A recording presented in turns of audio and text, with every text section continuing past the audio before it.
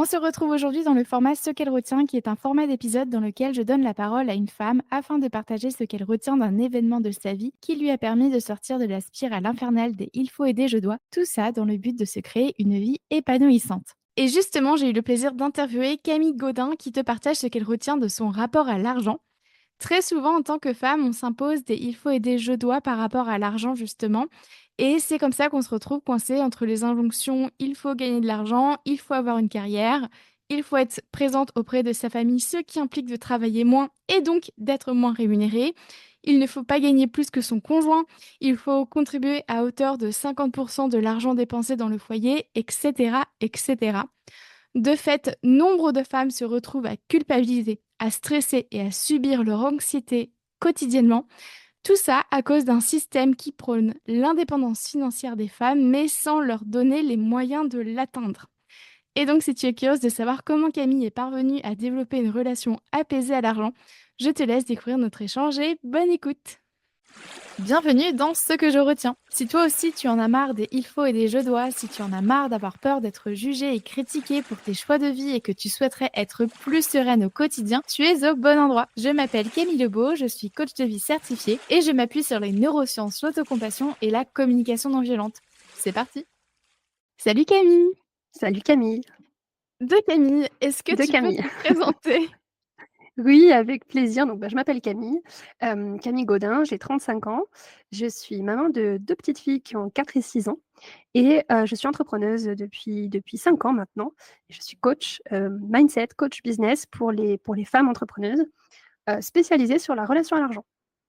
Trop Voilà, bien, pour le merci petit beaucoup bout d'avoir de accepté cette présentation. interview, pour, parler des il faut et des je dois en ce qui concerne la relation à l'argent en tant que femme et on le sait, il y a tant à dire. La pre Je te vois acquiescer. La première question que C'est je vrai, voulais c'est pas filmé, donc oui, il faut que je non, c'est pas filmé, on peut dire ce si, qui ça se passe suffit pas. en vrai.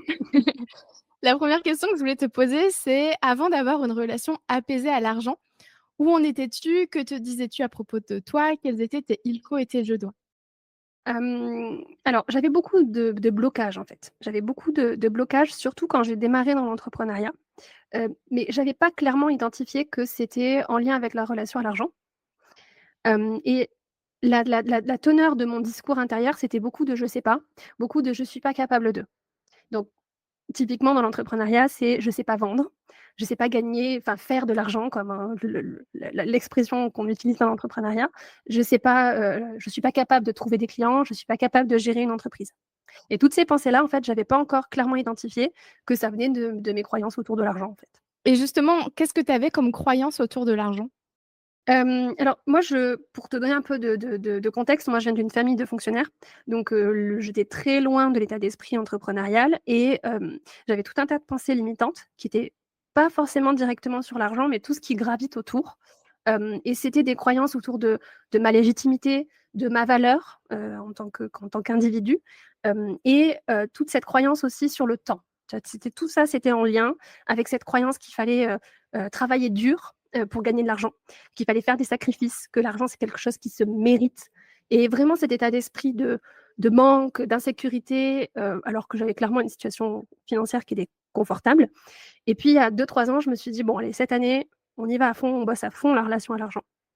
On y va à fond, on va déconstruire tout ça, on va regarder tout ça, regarder toutes ces croyances que j'avais autour de l'argent et tout ce qui gravite autour, le temps, ma valeur, enfin voilà, toutes ces trucs-là autour de l'argent».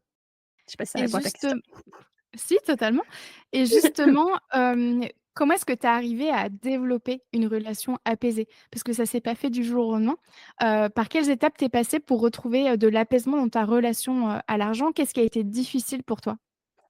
Alors, je me suis formée quand il y a 2-3 ans là, je me suis dit: «J'y vais à fond sur la relation à l'argent, c'est mon objectif principal». J'ai lu beaucoup, beaucoup de livres, j'ai écouté beaucoup de podcasts, j'ai fait des formations, je me suis même faite certifier sur certains sujets et surtout j'ai fait, le travail de mindset. J'ai fait mon auto-coaching pour aller regarder, déconstruire en fait tout ce que j'avais dans la tête, sur la relation à l'argent et ce qui m'est apparu hyper clairement et que j'avais pas identifié avant, c'est que l'argent, la richesse, c'est pas une science.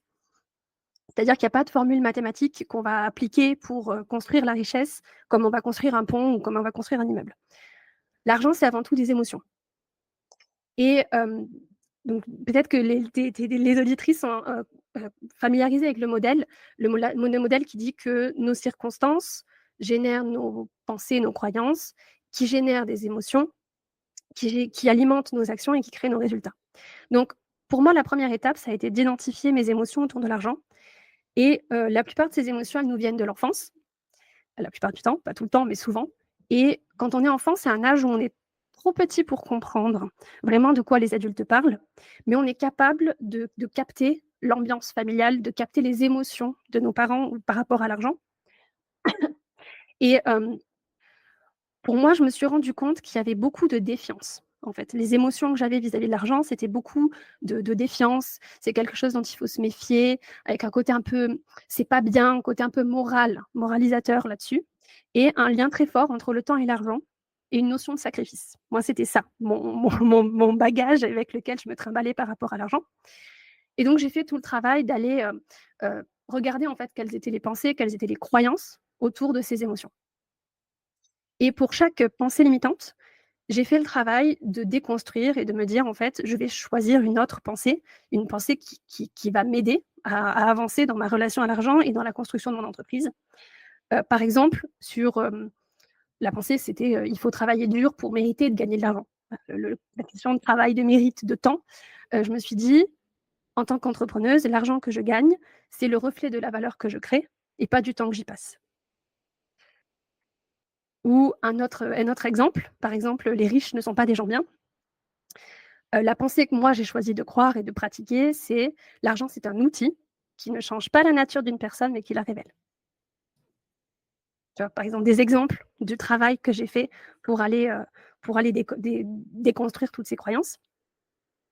Et comment tu as fait pour, justement aller déconstruire pour passer de la croyance A à la croyance B? Par exemple, les gens riches sont pas des gens bien à, finalement, bah, ma valeur, ne dépend pas de l'argent que je gagne. Par quoi tu es passée, en fait? Parce que ça se fait pas du jour au lendemain, tu es bien d'accord? Non, ça se fait absolument pas du jour au lendemain. En fait, ça passe par, déjà identifier, par exemple, les gens riches sont pas des gens bien. Déjà identifier que c'est une croyance, que c'est pas une réalité absolue et qu'il existe des gens riches qui sont des gens bien. Aller chercher des preuves du contraire de ma croyance. Par exemple, moi l'exemple que j'ai trouvé, c'est l'exemple de Oprah Winfrey et d'Angelina Jolie et de, Michelle Obama qui, ont décidé ensemble de mettre fin au mariage des enfants. Donc grâce à leur argent, grâce à leur puissance, grâce à leur pouvoir, elles ont mis en place des actions pour travailler sur le fait que dans le monde, on ne marie plus les enfants, surtout les petites filles, tant qu'elles ne sont pas en âge de se marier. Et donc, l'étude avait montré qu'il faudrait pratiquement 300 ans pour arriver à la fin du mariage des enfants, si on laissait faire les choses, évoluer naturellement et que leur objectif à elles, c'est d'y arriver en une génération. Typiquement, le type d'exemple qui montre que, la qualité, la valeur d'une personne, elle est pas corrélée à son compte en banque. Mmh. Donc en fait, si je comprends bien, toi, tu t'es rendu compte qu'en fait, ta relation à l'argent était, en tout cas, te convenait pas. C'était compliqué pour toi, ça a impacté beaucoup de choses dans ton quotidien. C'était pas juste l'argent, c'était tout ce qui gravitait autour, ta notion du temps, ton rapport au travail et cetera. Hem Et en fait, à un moment donné, tu t'es dit: «Bon, ça suffit, j'ai envie d'autre chose pour moi». Et c'est comme ça que tu as décidé à te renseigner pour, faire évoluer, ce que tu pensais autour de l'argent, et je dis bien le mot «penser» parce que tu t'es rendu compte qu'en fait, tu avais tout un tas de croyances, limitantes, donc qui te tirent vers le bas, par rapport à l'argent. Et ce que tu dis très bien, c'est que tu t'es rendu compte que, tes croyances n'étaient pas nécessairement vraies, que ce n'étaient pas des faits, et très souvent on oublie ça. Et tu disais aussi que c'est, plus que des croyances, c'est surtout les émotions qui sont Mmh. derrière, ce que ça t'indique, et à quel point ça peut ou te freiner ou te faire avancer, c'est ça? C'est ça, c'est exactement ça, en fait. Moi, je me suis rendu compte que toutes ces émotions d'insécurité, de défiance, hem, bah, en fait, ça m'empêchait d'avancer dans mon business et l'autre aspect aussi, donc il y a toutes ces pensées, toutes ces croyances, mais il y a aussi toute la sociabilisation qu'on reçoit. Alors, il y a une sociabilisation qui est très, très différente sur l'argent selon qu'on est une femme ou qu'on est un homme, n'est-ce pas?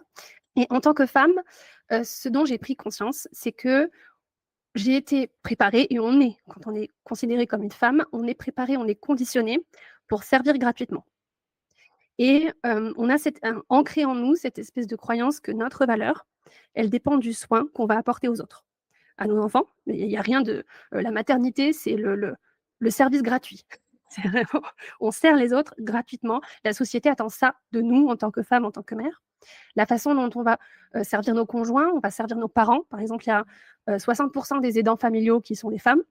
Donc, c'est pas rien, c'est pas neutre.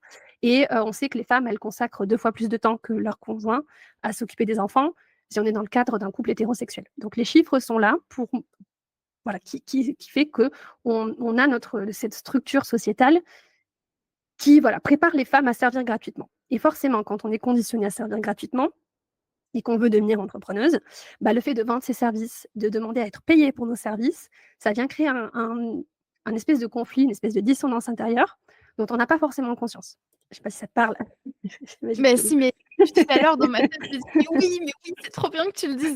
Mais tellement, on est dans une société, je le vois bien à travers mes clientes, mais aussi, j'ai fait, je me suis faite former auprès d'un centre pour, heu, comment tu dis en français? C'est trauma informed. Donc en fait, avoir suffisamment de connaissances Mmh, sur les traumatismes, les traumas. savoir comment ils viennent et co l'impact que ça a à la fois chez l'enfant, mais aussi chez l'adulte. Et en fait, on est dans une société qui est culpabilisatrice et notamment envers les femmes. Si je ne fais pas ça, donc je vais culpabiliser. Si je prends c'est en plus, on est tout le temps en train d'opposer le fait de prendre du temps pour soi et le fait du prendre du temps pour les autres, par exemple. Je prends l'exemple du temps, mais c'est pareil, le temps, c'est de l'argent, c'est la même chose C'est ça. finalement et donc si je passe beaucoup de temps au travail, ça veut dire que je n'aime pas mes enfants et donc tu vois? Où ma famille Mmh. ne compte pas pour moi et donc en fait, bah, forcément je suis, égoïste, je suis, obnubilée par la thune, et du coup en fait, on passe notre temps à faire des oppositions et tout ça, on l'apprend dès le plus jeune âge. Il y a qu'à voir les dessins animés, il y a qu'à voir toutes les représentations, C'est les clair. histoires. C'est quand même papa qui va au travail, hein, Ouais, faut ouais. quand même se rappeler de ça et même si aujourd'hui ça avance, je dis ça, mais à la base, je suis enseignante en maternelle, éducatrice spécialisée, donc je connais très bien ce sujet-là. Heu, Même si on avance dans la société, en fait, dès le plus jeune âge, comme tu l'as dit, Mmh. notre rapport à l'argent est déjà ancré en nous et du coup, tout ça, ça peut aussi amener à des traumatismes alors qu'ils sont pas, nécessairement, enfin, c'est ce qu'on appelle des traumatismes complexes, donc c'est ce qui Mmh. se passe dès l'enfance. Quand on vit, dans une, société, qui est capitaliste comme la nôtre, mais qu'on n'a pas, beaucoup d'argent à la maison ou à l'inverse, dans mon cas, mes parents avaient énormément d'argent, mais moi, j'ai toujours cru que j'étais pauvre. Mmh. J'ai toujours cru que j'étais pauvre parce que rien n'était gratuit à la maison. Tout était Ouais. payant. Mmh. Un câlin, c'est pas gratuit.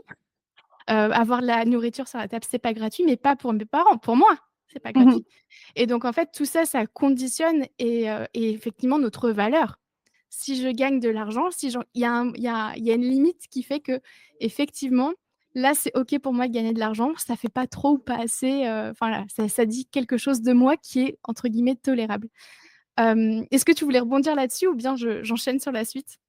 Comme tu veux, mais c'est vraiment intéressant effectivement cette question de valeur et je pense que pour assainir cette relation à l'argent, il faut aller regarder se réapproprier les valeurs qu'on associe à l'argent et peut-être pour développer un petit peu ça, moi je me suis rendu compte que les valeurs que moi j'associais à l'argent, au travail, à l'entrepreneuriat en général, c'était des valeurs qui étaient plutôt masculines et c'est pas que moi d'ailleurs, c'est toute la société qui associe, des valeurs masculines à ces domaines-là et c'est un paradigme qui est ultra répandu, dans l'entrepreneuriat par exemple, mais pas que, enfin partout en fait et je pense que c'est faux. L'argent, il est pas masculin, il est pas féminin, il transcende cette question de genre et je pense qu'en tant que femme, plus vite on est capable d'identifier, de s'approprier tous les aspects féminins, tous les aspects intrinsèquement féminins de l'argent, plus vite on va pouvoir commencer à s'empouvoirer, tu sais le empowerment en anglais, à s'empouvoirer et à changer la façon dont on se perçoit par rapport à l'argent, pour être capable de gagner l'argent, pour être capable de posséder, d'avoir de l'argent et de gérer notre argent. Je rebondis sur ce que tu dis par rapport à la valeur. Ce que je trouve quand même hyper paradoxal dans notre société, c'est que les femmes, en tant que femmes, on gagne quand même beaucoup moins de thunes que les mecs, mais par contre, on s'impose, donc il y a beaucoup de «il faut» et de «je dois», à contribuer financièrement à la même hauteur dans le foyer que, les conjoints, les partenaires de vie. Je trouve ça incroyable comme la société nous a foutu ça en tête. Vas-y, je t'écoute. Il y a un livre qui est excellent là-dessus, qui s'appelle «Le prix à payer», ce que le couple hétérosexuel coûte aux femmes. C'est Lucille Quillet, je crois, l'autrice. À lire, absolument. Si vous êtes une femme, vous êtes en couple hétérosexuel et que vous voulez, vous réapproprier la façon dont vous vivez votre situation financière dans votre couple, à lire absolument. C'est un must read. Merci beaucoup pour cette recommandation, dis donc. Bah, écoute, je vais y aller. Du coup, sincèrement, tu m'as donné envie d'aller l'écouter parce que, c'est un vrai problème de société, en Mmh. fait, le rapport à l'argent chez les femmes, qu'encore une fois, on l'a pas choisi, on nous l'a C'est ça. clairement imposé, mais pour autant, il y a des solutions qui existent pour, retrouver bah, déjà s'approprier sa propre finance, son propre rapport à l'argent et décider de ce qu'on veut pour soi. Justement, transition parfaite décidément, tu disais que toi, pour t'aider à retrouver de l'apaisement dans ta relation à l'argent et finalement, que ce ne soit plus un frein, l'argent pour toi. Mmh. Tu disais que la première chose que tu as faite, donc c'est de distinguer, un fait d'une croyance, donc tes pensées ne sont pas la réalité des choses et la deuxième chose, que tu as faite, c'est que par rapport justement à chacune de ces pensées que tu avais, tu es allé utiliser un biais cognitif qui est alors Mmh. tu l'as pas dit comme ça, mais c'est ça, hein, qui est donc le biais de confirmation. C'est ça.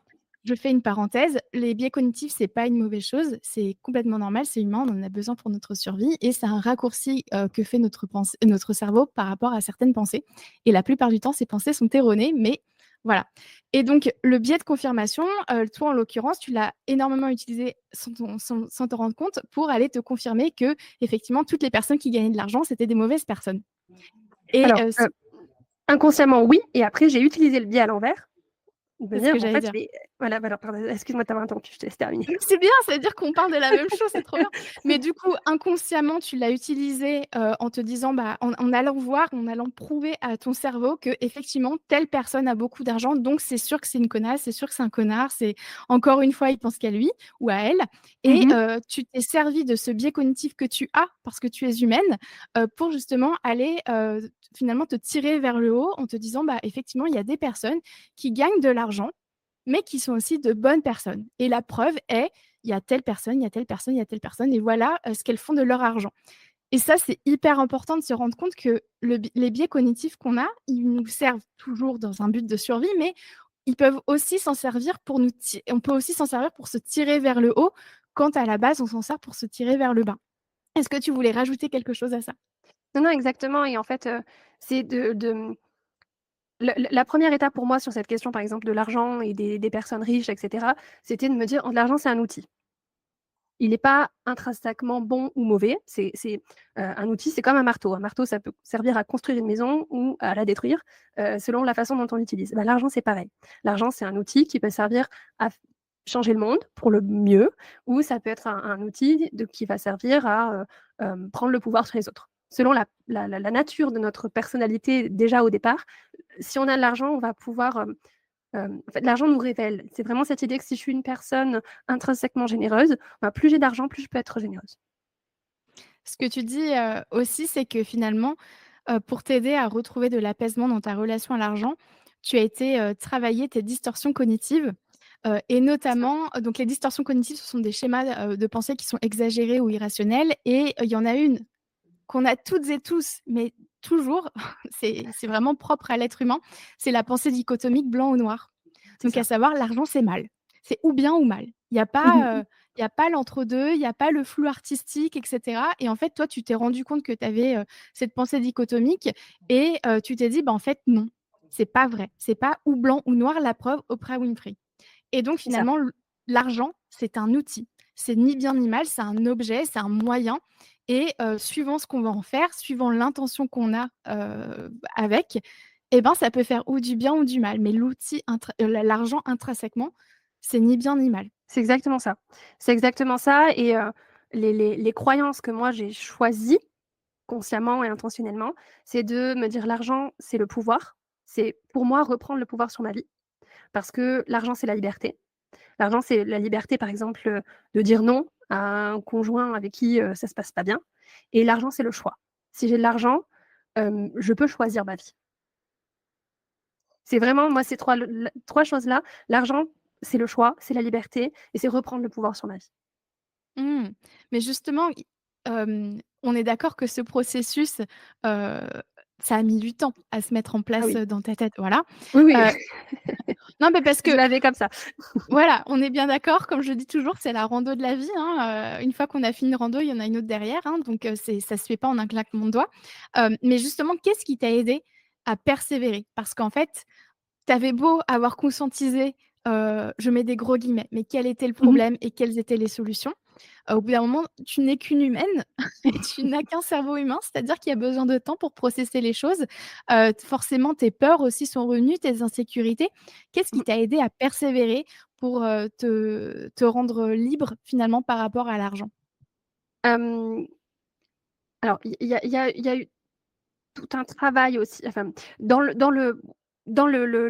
cheminement, une étape dont on n'a peut-être pas, suffisamment parlé, c'est, donc comme je te disais, cette réappropriation de mes valeurs autour de l'argent et d'identifier que, j'avais associé et je pense que c'est le cas de beaucoup d'entre nous, j'avais associé donc l'argent à des valeurs qui étaient masculines, et avec cette fausse croyance, que les femmes sont pas censées s'occuper de l'argent, que l'argent c'est pas un truc de femme, que, gagner de l'argent, gérer l'argent, tout ça, c'est un truc de mec et moi je suis clairement féministe, donc ça va à l'encontre de ce en quoi je crois, tout ce en quoi j'ai envie de croire et tout ce que j'ai envie de transmettre et hem et en fait, je me suis rendu compte que cette croyance que l'argent c'était quelque chose qui était pas féminin, ça me il y avait ça avait une espèce d'emprise inconsciente sur moi qui me qui m'empêchait de croire pleinement en ma capacité, en mon autorité sur l'argent et en mon droit d'avoir de l'argent et de gagner de l'argent et le fait de m'autoriser à être ambitieuse et voilà et tout ce qu'on met autour du mot ambitieuse aussi, tout ce que c'est voilà, de me réapproprier ces mots-là. Donc en fait, tu t'es reconnecté à tes valeurs et tu t'es rendu compte, dans ces moments de doute, de peur, d'insécurité, à chaque fois, tu te reconnectais à tes valeurs en te disant: «Bah, en fait, là, penser comme ça ne m'aide pas à me sentir bien C'est parce ça. qu'en fait, mes valeurs de liberté, d'indépendance, d'ambition, de féminisme, en fait, bah, là, en pensant comme ça, j'arrive pas à les nourrir», c'est ça? C'est ça en fait, ça crée une espèce de dissonance intérieure. C'est-à-dire que si je suis, intimement convaincue que l'argent, c'est pas quelque chose de féminin, je vais pas rechercher à gagner de l'argent parce que sinon ça va créer une espèce de dissonance et en plus souvent dans la culture populaire, les femmes, on a intégré qu'il y avait un prix négatif à payer si on essayait de devenir riche parce que tous les modèles de femmes riches en général, c'est pas des nanas, c'est pas des modèles qu'on a envie de suivre, hein. Le diable s'habille en Prada, la je sais plus comment il s'appelle, c'est Meryl Meryl Streep? voilà, son personnage, moi j'ai pas envie de devenir comme elle Bah, et moi en non fait, plus. voilà, on a tendance à associer une conséquence négative au fait de gagner de l'argent quand on est une femme. Par exemple, ça peut être, si je suis une femme riche, je vais plus être considérée comme désirable par les hommes. Ou si je suis une femme riche, je ne vais plus être acceptée par les femmes qui sont importantes pour moi. Donc ça vient en conflit avec des besoins qu'on a, des besoins de d'acceptation, les besoins de faire partie d'un groupe et cetera et voilà, c'est un peu cette espèce de message de la société que l'argent, c'est pas féminin et que si on est une femme et qu'on gagne de l'argent, qu'on s'intéresse à l'argent, si on utilise l'argent, l'outil qui est l'argent, alors ça veut dire qu'on n'est pas féminine. Et on revient dans le blanc ou noir, hein. Si je gagne C'est ça. beaucoup d'argent mais c'est ouais, c'est partout, mais si je gagne beaucoup d'argent, ça veut dire que je passe beaucoup de temps au travail, donc ma famille ne compte pas assez pour moi, je m'en fous de mon conjoint, je le Mmh. respecte pas. C'est toujours le pire scénario qu'on s'imagine, quoi. Alors que le pire scénario, c'est pas dit qu'il puisse venir, en fait. C'est ça. Ça, c'est le biais de pessimisme. Rien ne garantit que le pire scénario va se produire. Hem, on pourrait encore parler de tout ça pendant des heures C'est et clair. sincèrement, je te trouve, hyper intéressante et inspirante. Qu'est-ce que tu voudrais dire à la toi de l'époque qui flippait à l'idée de retrouver en tout cas de travailler sa relation à l'argent, à l'idée de retrouver de l'apaisement par rapport à l'argent? Hem, je lui dirais d'y aller, d'y aller à fond, de persévérer, et de ce qui m'a aidée aussi, je rembobine un petit peu parce que je pense que c'est un point important, sur lequel j'ai peut-être pas assez développé, mais ce qui m'a aidée, tu m'as dit tout à l'heure, ce qui m'a aidée à persévérer, c'est ma vision. C'est d'être ultra connectée à, ce que je veux faire de ma vie, ce que je veux créer pour les autres, comment je veux servir, comment je veux contribuer, et pour moi, c'est l'empowerment des femmes, c'est vraiment ma mission, et aussi ce que je veux créer pour moi. Ce qui est important pour moi dans ma vision, ce qui est important pour moi par rapport à mes enfants. Moi, je suis maman de 2 petites filles, et ce que je veux créer pour elles, c'est de moi me dégager, me libérer suffisamment de tous mes «il faut» et de tous mes «je dois» pour pas le leur transmettre, et ça m'a aidée à tenir dans les moments difficiles. Ouais, c'est Et sortir du présent pour aller dans le futur. exactement. C'est Mmh. vraiment, tu vois, quand dans les moments où c'est trop lourd, ou les moments où je me dis: «Mais de toute façon, il y a tellement de trucs à déconstruire que j'y arriverai jamais», me dire: «Bah, en fait, si je déconstruis 30, bah, ce sera 30 de moins pour mes filles». C'est hyper beau ça. C'est hyper puissant pour ton cerveau de se rendre compte que Mmh. c'est toujours cette plus en moins. C'est ça. C'est ça, tu vois, de pas leur transmettre cet héritage du sacrifice, en fait. Ouais, donc en fait, c'est vraiment mais ça, on le dit tout le temps, hein, se visualiser en ayant, dans la situation idéale, c'est ce qui nous aide en fait, à passer à Mmh. l'action parce que le cerveau, il se rassure sur le fait que c'est possible et que, l'investissement qu'on va enfin l'effort qu'on va investir là-dedans, c'est concret, c'est possible. Ça oui, on perd de l'énergie à le faire, mais pour le cerveau, hein, le cerveau, c'est toujours une question de j'économise mon énergie, pour en avoir suffisamment face à un danger et cetera et donc en fait, quand on montre à notre cerveau, quand on se projette dans, un futur, dans une situation qui va bien finalement, Mmh mh. la situation qu'on souhaite et ben, notre cerveau, il se dit: «OK, donc finalement, c'est pas si inconnu que ça, donc je ça vaut le coup d'investir mon énergie, mon temps, là-dessus parce que finalement, j'aurai un retour sur investissement». Je suis désolée, la ref à l'argent, mais en gros, c'est ça C'est pour, ça. c'est qu'une question de, est-ce que ça vaut vraiment le coup que je dépense mon énergie à faire ci ou à faire ça? Et C'est ça, si et puis je oui, vas-y? vas-y, je t'en prie. Non, je t'écoute. Alors, en fait, tu sais, tu parlais tout à l'heure du biais de pessimisme et du scénario du pire. C'est de prendre conscience que ce scénario, c'est une illusion, que le scénario du pire, là, dans l'instant présent, il n'existe pas, il existe que dans ma tête, et de faire attention, d'être vigilante au fait de donner aussi un peu de temps d'antenne au scénario du meilleur. C'est-à-dire que si mon cerveau, naturellement, il a tendance à aller dans le scénario du pire, ou si je lance mon business, et ben ça va pas marcher et j'arriverai pas à gagner de l'argent, et avec ma famille, on va finir sous les ponts. Ouais, parce qu'on sera pauvre et qu'on n'aura plus rien, voilà le scénario du pire. C'est de dire aussi, de laisser un peu de temps d'antenne au scénario du meilleur. Oui, et peut-être que ton business, il va décoller, peut-être que tu vas atteindre exactement la situation financière que tu as envie d'avoir, et peut-être que tu vas pouvoir, léguer un héritage à tes enfants, et voilà, laisser un peu de temps d'antenne à ce scénario-là, en sachant que les 2 scénarios, le scénario du meilleur, le scénario du pire, dans l'instant présent, c'est des illusions, et que je peux choisir celui que j'ai envie de croire. Oui, parce qu'en fait, notre cerveau, donc si je reviens sur les biais, le biais de pessimisme, il est très souvent couplé à l'appel à la probabilité, qui est la tendance à croire que puisque quelque chose pourrait se produire, c'est sûr que ça va se produire! Alors qu'en fait, pas du tout et donc ce que tu dis est totalement juste. Le pire scénario, rien ne garantit qu'il va se produire, mais le meilleur scénario non plus. On n'en sait rien puisque c'est le futur. Par contre, on n'est pas obligé de se pourrir le cerveau à se rattacher à des pensées qui nous tirent vers le bas. On ne sait pas ce qui va se passer dans le futur, donc en fait, autant penser quelque chose qui nous arrange, ce qui va au moins nous mettre dans la direction et nous donner suffisamment d'élan pour avancer et si jamais il y a besoin de prendre un autre embranchement et ben, on le prendra à ce moment-là et donc se servir des biais cognitifs qu'on a déjà en nous, ça nous permet de contrebalancer, les biais co certains biais cognitifs qui nous tirent vers le bas comme le biais de pessimisme. Pour, contrebalancer ça, tu as le biais d'optimisme. Hem, est-ce qu'il y a quelques mots que tu voudrais dire à la toi d'avant qui flippait?